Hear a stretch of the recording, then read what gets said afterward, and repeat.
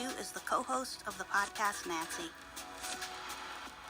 When she and Tobin Lowe, who's her co-host, pitched the idea for a podcast about the queer experience, there was a time when they wanted to name it Gadiolab. Here's Tobin's episode.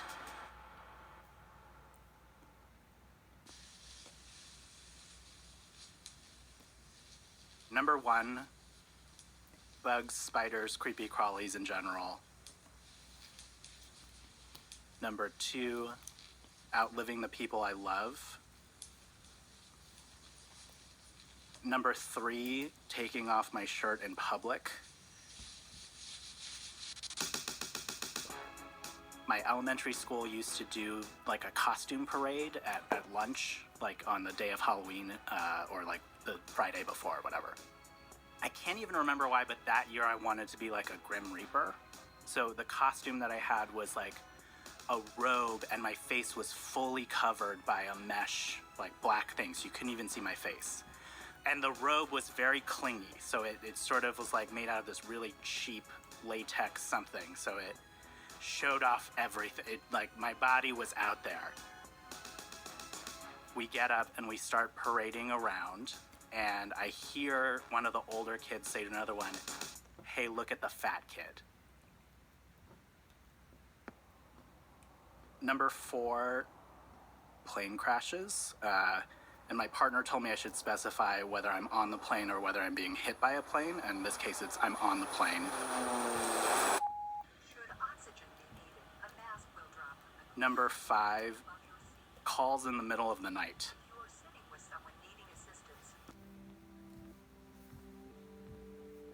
My godmother, Carol, her name was Carol Wong.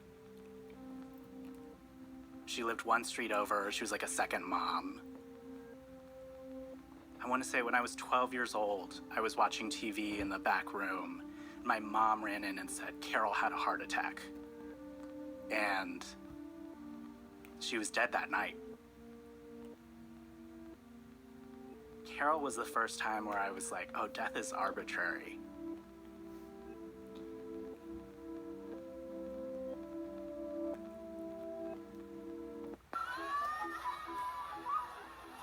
Number 6, bros. Bros scare me. Number 7, not being taken seriously.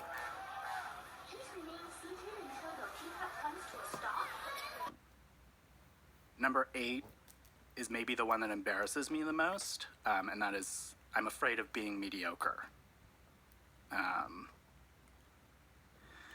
get asked all the time why I stopped being a cellist. And the truth I feel like, which I don't admit often because it feels embarrassing, is that I always felt like I was talented enough to know that I wasn't exceptional. There's an interesting dynamic in my family, especially when I was growing up. My brother and sister, who are much older than me, both at a young age knew exactly what they wanted to do, knew the artistic career that they were going into, and became incredibly successful at it. So I feel like as a kid, there was this sense of like, I don't think anyone else was putting this on me, but there was this sense of like, I can't be not exceptional.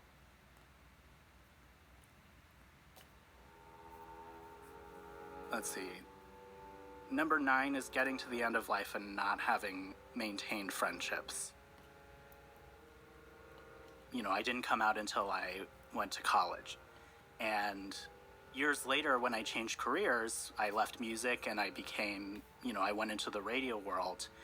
This idea of like, I can just shed my older self and become a new person became very appealing to me. And I have lost a lot of people because they got caught up in the fray of how quickly can I leave old Tobin behind? And you're part of old Tobin, so you only know him, and I'm a new person now. And when I realized that I was doing this, or that I had done this, I had a thought of like, I could very well get to the end of my life and not feel like somebody was there with me the whole time.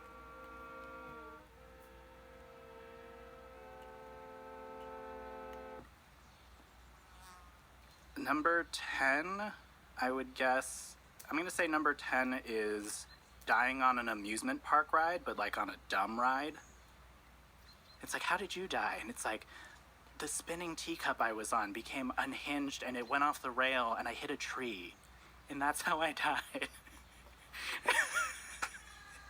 I'm afraid of being judged even in the afterlife, but isn't that where you're supposed to get judged?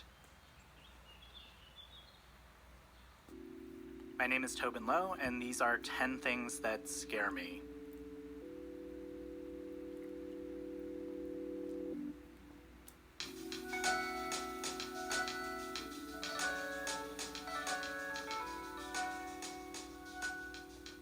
Tobin Lowe is the co-host of the podcast Nancy. The 10 Things team includes Amy Pearl, Daniel Guillemette, Odelia Rubin, Sarah Sandbach, Emily Botine, and Paula Schumann. Music and sound design by Isaac Jones. You know what scares me?